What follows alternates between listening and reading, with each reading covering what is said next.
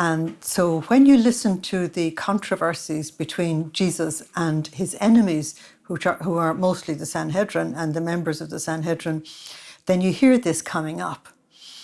For example, when you go into chapter 8 of John's Gospel, you hear this, "Who is your father?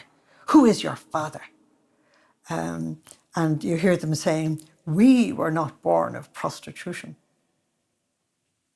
And what they're insinuating is that this strangeness about Jesus' birth has to be something to do with prostitution. Isn't it amazing?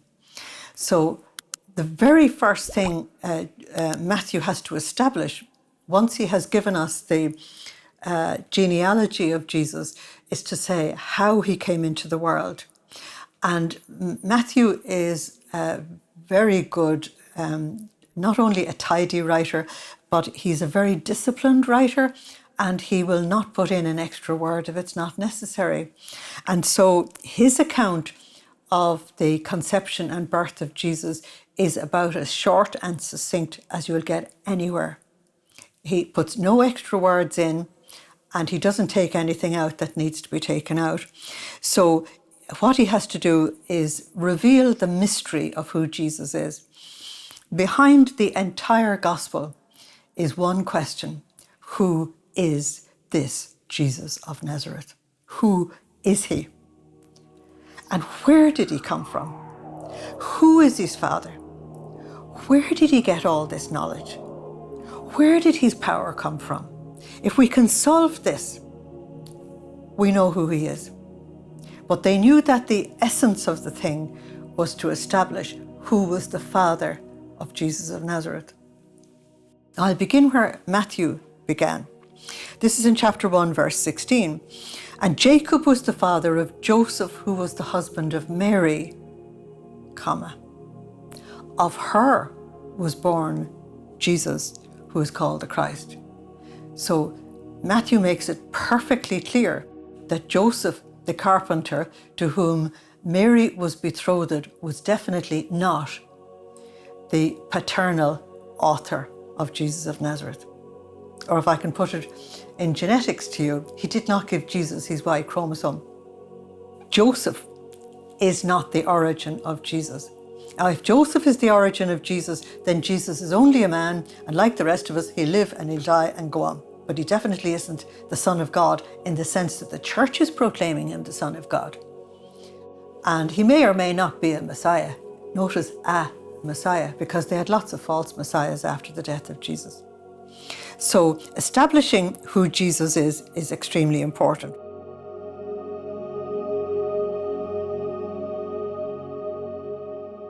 So the next stage in the testimony is that Matthew tells us that Mary and Joseph were only going through a two-step process of marriage.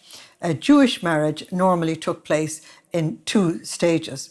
And that is when the couple came together publicly to take vows before a priest or a rabbi, and they were called husband and wife, but they were not allowed, according to the law, to live together for another 12 months. It was not allowed. And during that 12 months, the young man had to go away and, with the help of his relatives and friends, find a place to live and build a house. That's what's behind John 14, verses 1 and 2. "I'm going away to prepare a place for you, and then I'll come back and bring you with me." So the young man is away preparing a place for them to live. And then the young woman is at home still with her parents, and she's making all the linens and she's making all the clothes, and she's getting together all the crockery and everything they need for their house. So both of them are actually working quite hard, but separately.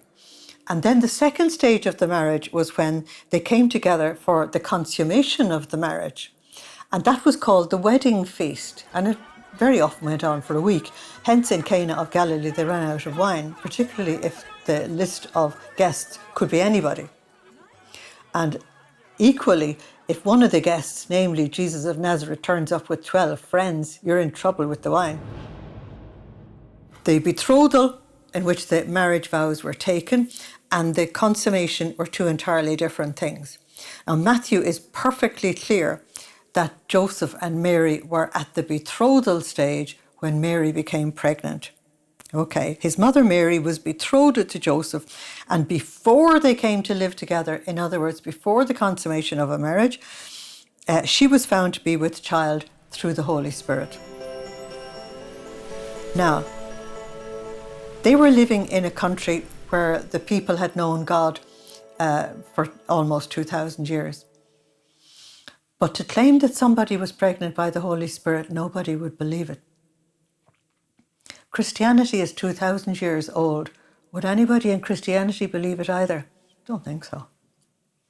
So the difficulty that was there for Mary and Joseph is something we cannot comprehend. The obvious thing that everybody could see was that Mary was pregnant. If Joseph said it was not his son, then the law said, that's Deuteronomy 22, that the woman should be taken outside of her father's house and stoned to death. Joseph could be responsible for Mary being put to death, and it would be legal and moral in their system. Now, Joseph has a problem. And apart from the fact that his betrothed is pregnant, he knows the holiness of Mary, and Mary's holiness was proverbial actually in the temple. And so he has two pieces of information that contradict each other. So that's the next thing. The third thing that you'll find very few people commenting on, and it's the fact that Mary did not tell Joseph. Mary kept silent. Her life was at stake. The life of her child was at stake. The history of Israel was at stake. The future salvation of the world was at stake. And she would not tell him. Now, why wouldn't she tell him? Well, there's several answers you can give. And one of them is that God is the one who is responsible for this child coming into the world. God is the father of this child, and God alone can explain his existence and who he is. That's terribly important, and that is behind the three synoptic gospels. You'll find, for example, in St. Luke, where most of the details about the birth of Christ are given, it's the angels who announce who he is.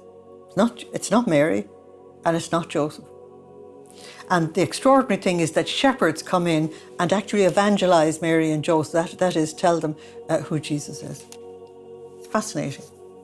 Only the Father can say who the child is. And so Mary waits in total reverence and adoration to the Father of this child to tell the man who is to be his foster father on earth. And that is heroic sanctity.